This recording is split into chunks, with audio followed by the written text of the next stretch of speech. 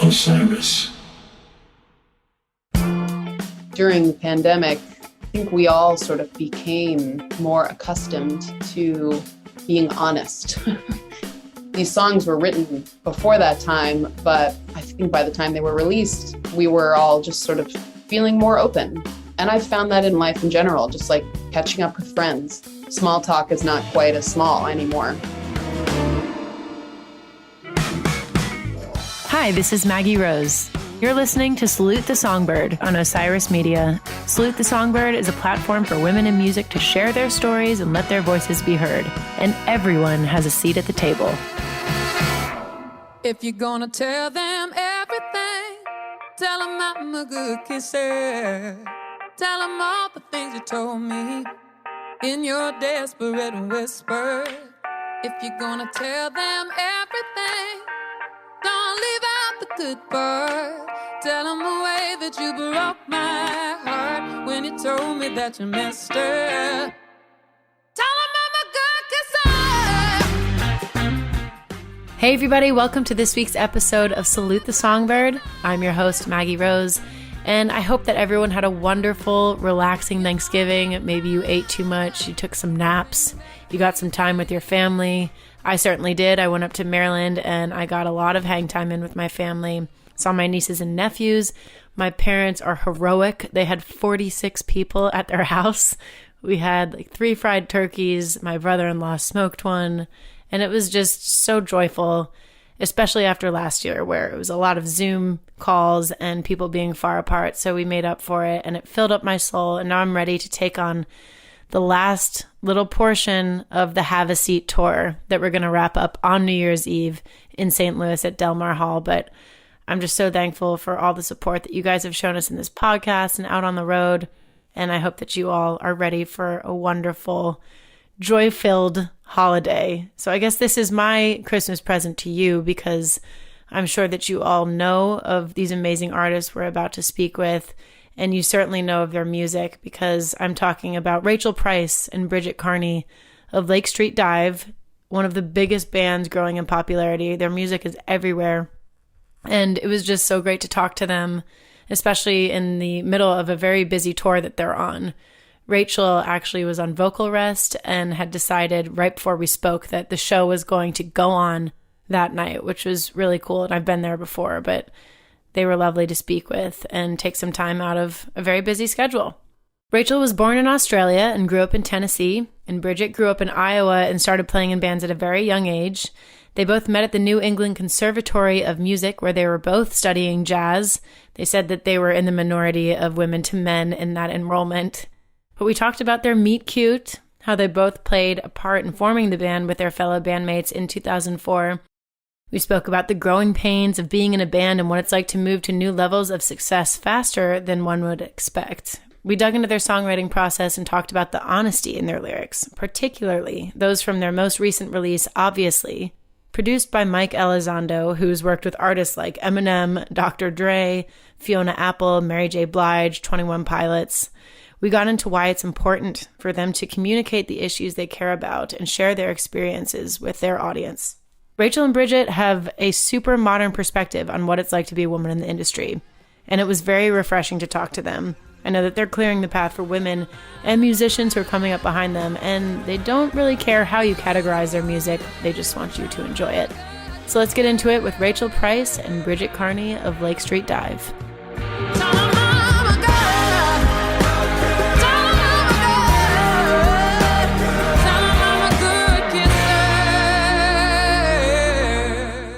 I have a few friends who wanted me to ask you this specifically, if there is a rivalry between the New England Observatory of Music and Berkeley. Oh, there is not. Is there? I mean, I feel like there's this kind of like, because NEC is much smaller. I feel like it's one of those rivalries where like it's maybe one party that thinks there's a rivalry and the other party is like, New England, what? Where are you guys from? Yeah, exactly. But it's interesting. They are like right down the street from each other. And there wasn't, when we were there, a ton of cross-pollination. I keep meeting people that are like, oh, I was at Berkeley the same time you were at NEC. I was, what? You were right there and we never met? What was the initial meeting between the two of you? Like, what was that meet cute moment that you guys have? I think we met on like the second or third day of orientation. I mean, I have like a funny memory that's who knows if we can even trust it at this point, the way memory works. That's probably true. I don't know. I remember talking to Bridget because Bridget did a double degree, which is something you can do at NEC. You can also go to a different school. So she went to Tufts at the same time. Wow. And she was studying English. And so she was talking about that. And I was just like, oh, that's cool. And she was like, well, I have other interests besides music. I don't think she emphasized the other. No, I probably did. My other friend also has a memory of me, like, well, the first day, like in a class, like going around, and they were like, say what you do. And I was like, I'm a jazz singer. Like she said, I was like very, a lot of bravado. So the thing is, we were all very awkward. That's what I think it was. College, tough. It was tough. Yeah. I had like a stress dye in my eye. It was great. How many people were in the jazz department for freshman class? Probably like 40 or something. I mean, there was like 100 in the whole thing, wow, including grad yeah. students. So super small. Super small. Yeah. And speaking of like women in music, were there other women in our class? I think it was just you and me. Really? I'm like, I don't think there were. So yeah. I think it was just the two of us. Yeah.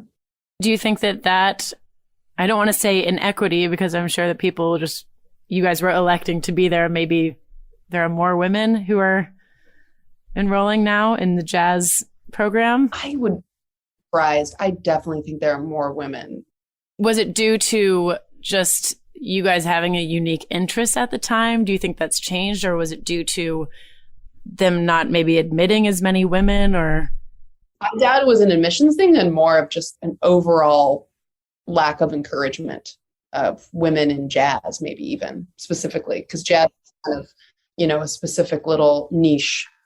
Yeah, it's like a societal problem. Yeah. Like it's a cyclical illness, It's like, why aren't there more women engineers? Why aren't there more women mathematicians? It's like, because we're not made to feel welcome in those worlds as young women.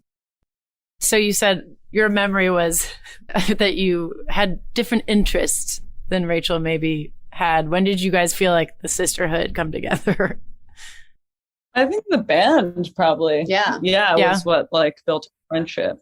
It started because McDuck was a composition major and I think was somewhat dissatisfied with wanting to write big band music.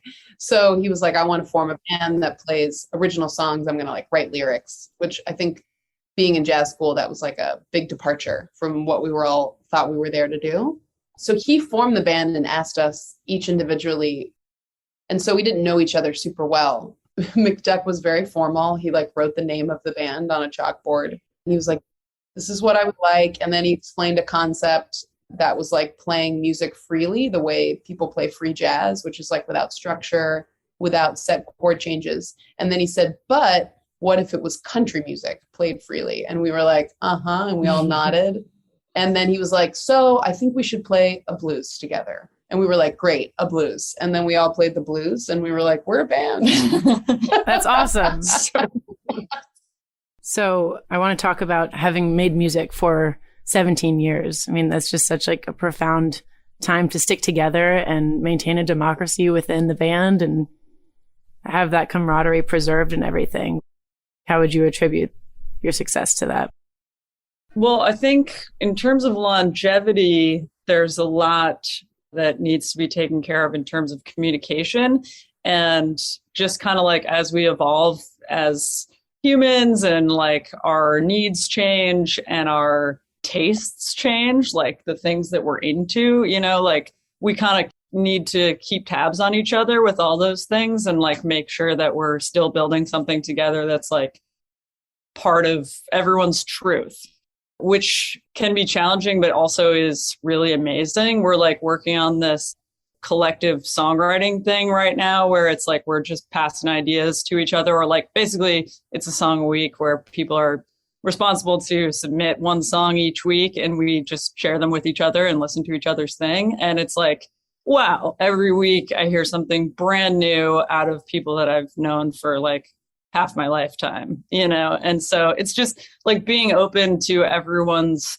evolution and everyone's growth, and making sure that you continue to let those things in and don't confine yourself to some box of what you thought you were or what everyone else thought you were, and just let the thing continue to grow. Rachael, with you being a vocalist, like I know that you all have solo projects as well and that you collaborate with each other, but there is also kind of a skill in being able to take works that someone else in the band wrote or another individual wrote and interpreting that. Like Aretha and Etta and Whitney gave this remarkability to songs that may have otherwise maybe not had like that shine. How do you kind of determine how to interpret those other songs? How do you guys decide which songs are going to be for the band versus your own projects? Because they're all extensions of your truth. Like, what's the decision-making process there? Well, the band has really been the driving force and the educational force for me becoming a versatile singer. I really don't think that I would have, I had been forced to like sing in so many different styles had I not somewhat magically like fallen into a band where there's many different songwriters. And it's funny, I was listening to an old recording of ours the other day because I walked into a store and they were playing it. And it was maybe 10 years old. I hear you calling my name every night. It's the same damn thing. I think every singer has this experience. You hear something that you did that long ago, you're pretty much like appalled by it. Like all my choices, I was like, all of them are wrong. I was like, if I were teaching the singer today, I would be like, don't pronounce your words like that. Don't sing like that. Don't do these effects, all of the things. Although when I think about it, I think that song was the first time I'd ever sung rock music in my life. Like I grew up singing jazz. We met at jazz school and I had never even like approached singing like that until I was handed the song and attempted to do it. So I was like, well, you know, it was the first step. It was the stepping stone. And I was like, I've come a long way. And if someone was like, you're going to like sing rock songs on stage, I would have been like, no, I'm not. Like, I like Judy Garland. Why don't you take me dancing Saturday with some drinks in the ballroom? Drinks in the ballroom. Or maybe we could just stay home instead with some tapes and some Thai food. Tapes and some Thai food. The thing is, baby, what I'm trying to see is you ain't thinking this through. Ain't thinking this through. If you really want me there, you got me fooled. Got me fooled. And that's just the small example, just like the many different styles that everybody writes in. And so it's really just like a matter of being called to do it. You know, you just like get the opportunity to sing in that way. And I would say that I'm still figuring it out, but I'm really happy that I've gotten the opportunity to have to force myself to sing in so many different ways.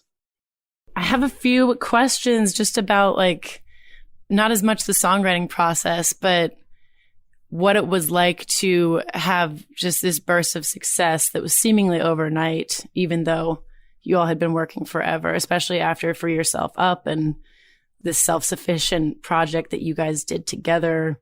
Was it disorienting? And how have you kind of managed to take it all in without becoming overwhelmed by that?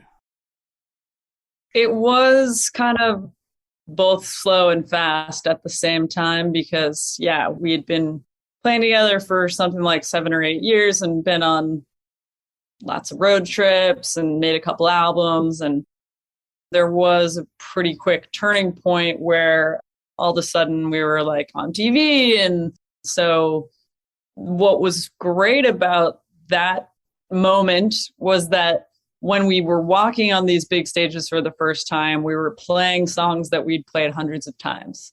So you were scared and kind of like in disbelief, but at the same time, your hands knew what to do, your body knew what to do to like put on a good performance.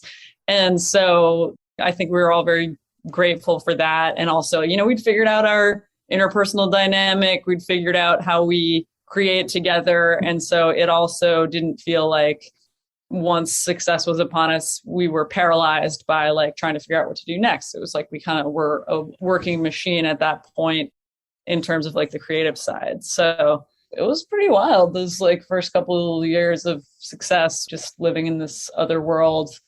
I think the night that we played Town Hall, we did this big concert for the Coen Brothers movie Inside Llewyn Davis, and it was all these star-studded Elvis Costello and Marcus Mumford and Frances McDormand, the Coen Brothers, everybody's there. And I was like living in a living room at that time and had sublet the living room. Oh my God. So like I just did, I did not have a place to stay that night. I think I like made the band buy me a hotel because like, that's whiplash. So yeah, it definitely like there was a period of time there that was just like truly unbelievable. And those are kind of just the growing pains, I think, of going from one level to the next, like subletting an apartment, but then also being at like the most star-studded event where you are the performers, and like just keeping your head on straight in transitional moments like that from where you are at your standing in life and your art. And I mean, it's like a huge balancing act, and not just with your music, but with, keeping the chemistry together and alive, and the democracy we were talking about with the creation of the art and everything. Were you guys traveling around in a Sprinter before all of this happened? How are you making it happen in the early days? At first, our early tours all revolved around flying to Iowa City, where Bridget's from, so that we could get her parents home. So it was like all revolved around the van. And then it was 2 different cars of Mike's that we drove into the ground. And that was like a bass in the front seat, and then 3 people in the back. It was hilarious. And then the van that we bought in Iowa, and that van we also ran into the ground. And then we did a tour in a Sprinter, and then we did a tour on a bus. That was an insane transition for us.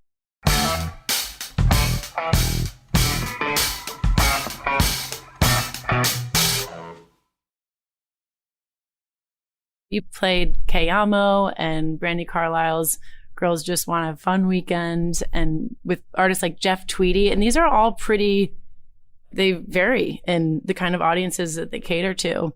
Did you feel like that was a big conduit to engaging the right audience, was just by kind of associating with those acts that you wanted to get in front of? Did you feel like that started to galvanize people's understanding of your versatility? Definitely. And I think we don't really have an easy way to define like what our audience might be like. We don't have a set demographic. We've always had all ages audiences. If anything, they've gotten a bit younger, or like they've stayed the same age and we've gotten younger people at our shows. And so as far as who we play with, we're pretty open because we don't really have a genre that feels 100% satisfactory for what we do. We say pop, we say soul, and they're all mixed in there. But I think our philosophy about music is just that we want to play music that we like. And that's the same way we feel about playing shows with other people, going on tour with them. It's like, do we like it? And beyond that, we don't really care about the genre.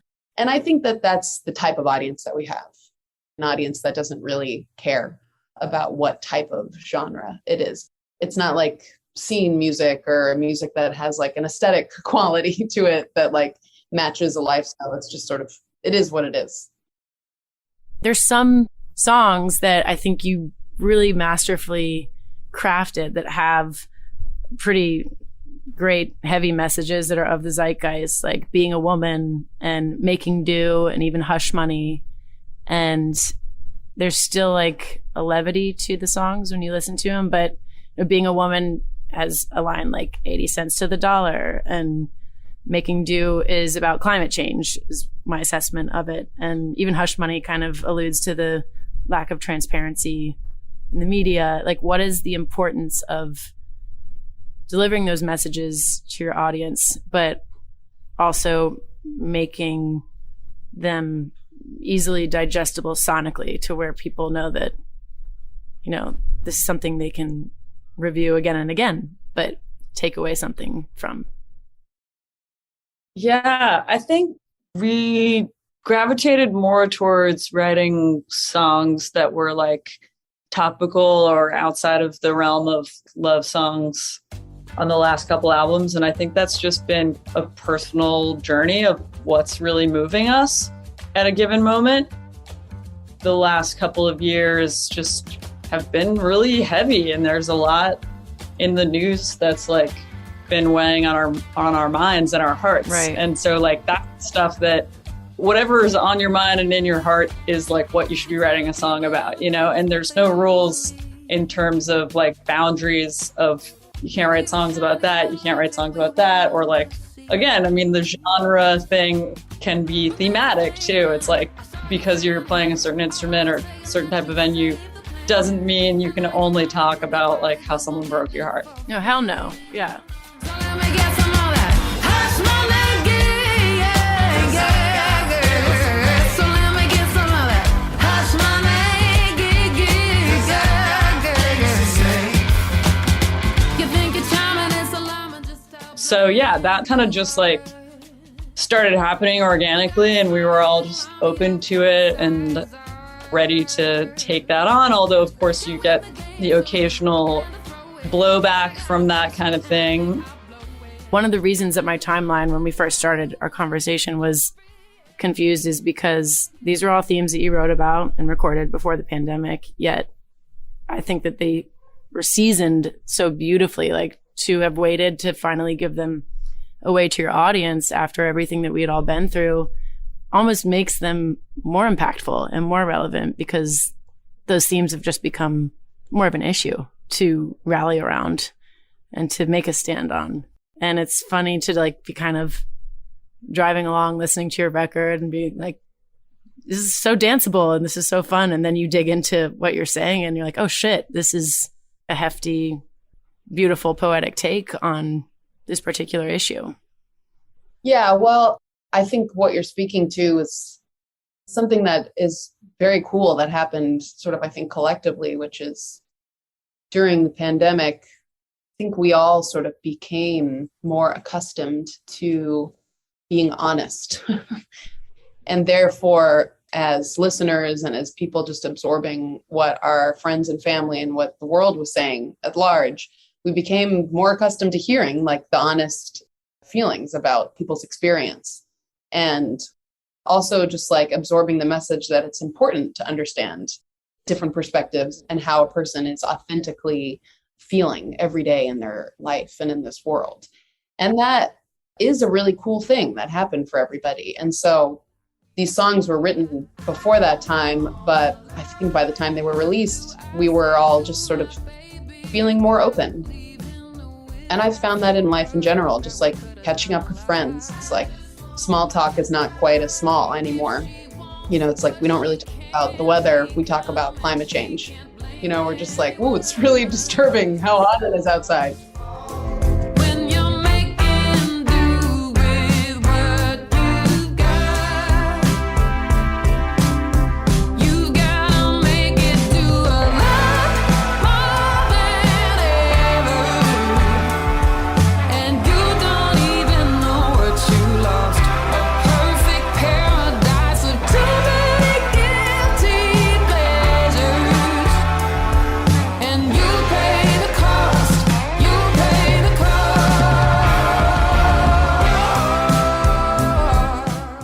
I think it has been collective. And I also think that if we're going through it as these seasons, like we were really upended, as everyone was, after Trump got elected. And then there was a lot of time, there was years to sort of absorb that and really think about it. And so I do think that in general, like a lot of art got more, I don't know, the messages I think got sophisticated because we had those years to think about it. And then we all sat at home for 15 months.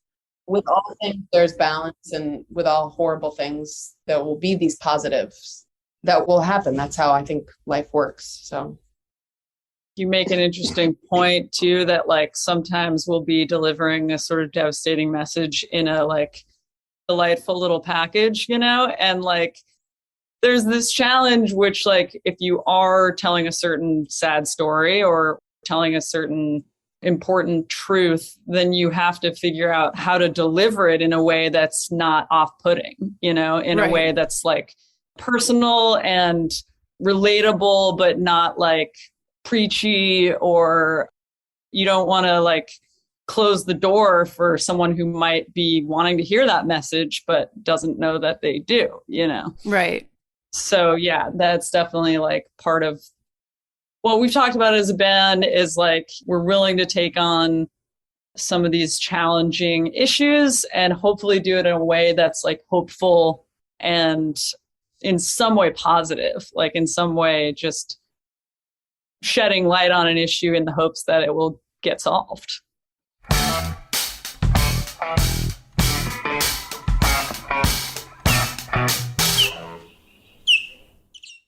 Hey, everybody. I hope you're enjoying my conversation with Rachael and Bridget. It was very exciting to speak with them because they have so much going on and they really have captivated this unique audience. I think we get a lot of comparisons drawn between their music and my own because we occupy this space that doesn't settle in one place for too long.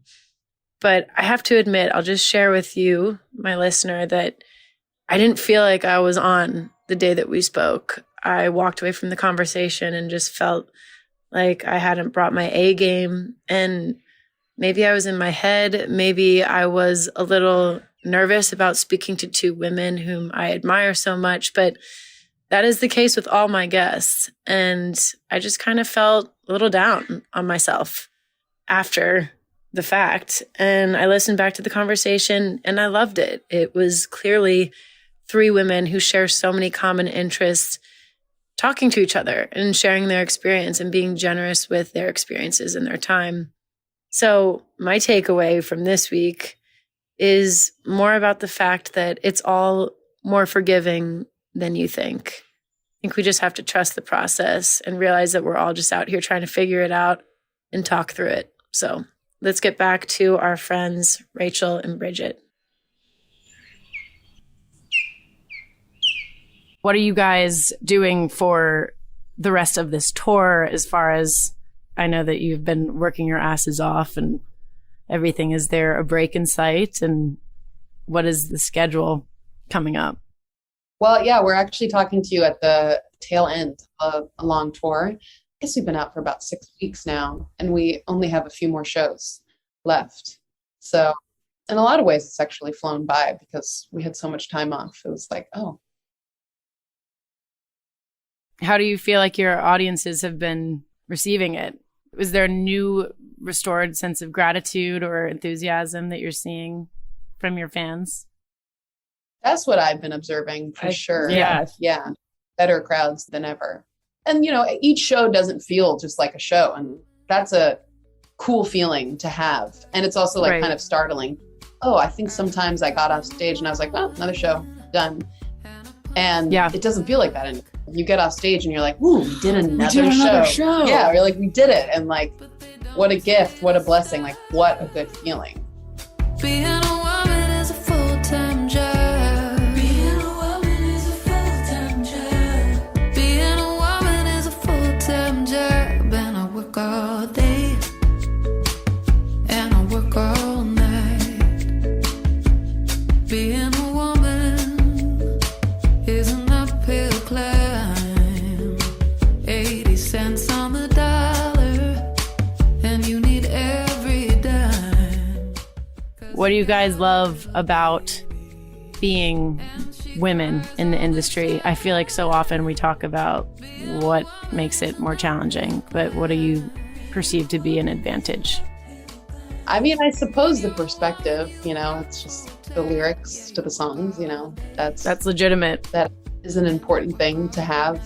Even a lot of my favorite singers and my favorite songs that are great songs, and there's nothing wrong, obviously, with a guy writing a song, but a lot of those songs were written by men too. So, I think that's probably the biggest benefit. And it's great to see other women doing it. And I think that there's so much more space for different types of women, different types of voices, songwriters, vibes these days than there ever used to be. And that's nice. It's nice to see us all sort of making space for each other, because of course, whenever there's any type of oppression, it limits the space.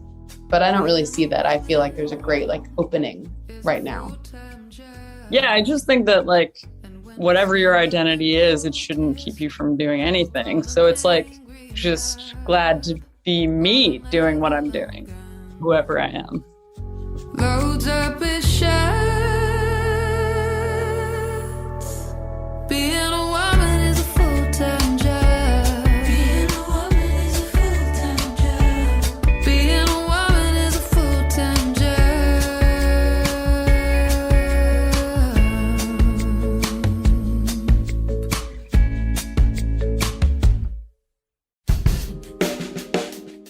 That's a wrap. You can keep up with Rachael and Bridget on their socials at Bridget Kearney Music and Rachael Price Pants. Also follow Lake Street Dive at Lake Street Dive, and make sure to go check out their wonderful new record, obviously, their 7th studio album. It's available everywhere. You've probably heard it on the radio already today. And to keep up with me, my music, and my touring calendar, you can follow me on Twitter, Instagram, and Facebook at I am Maggie Rose. Come see us out on the Have a Seat tour. We just have a few dates left, and it has been such a trip. And we've already got some plans cooking for next year, so if you can't see us on this tour, don't worry, we'll surely see you in the next couple months. Find me on With the Band for exclusive content and Salute the Songbird content, along with new music, live stream concerts, and more. Salute the Songbird is brought to you by Osiris Media, hosted by Maggie Rose, produced by Austin Marshall, Maggie Rose, Kirsten Cluthy, and Brad Stratton. Editing by Justin Thomas at Revoice Media. Music by Maggie Rose. Show logo by Premier Music Group. Graphics by Catherine Boyles. Please subscribe to Salute the Songbird on Apple Podcasts, Spotify, or wherever you get your podcast content. And if you like the show, please recommend it to a friend or leave us a review so that others can join the conversation. Thanks for listening. Happy holidays. And to close out the show, here's Hypotheticals from their album, Obviously, by Lake Street Dive.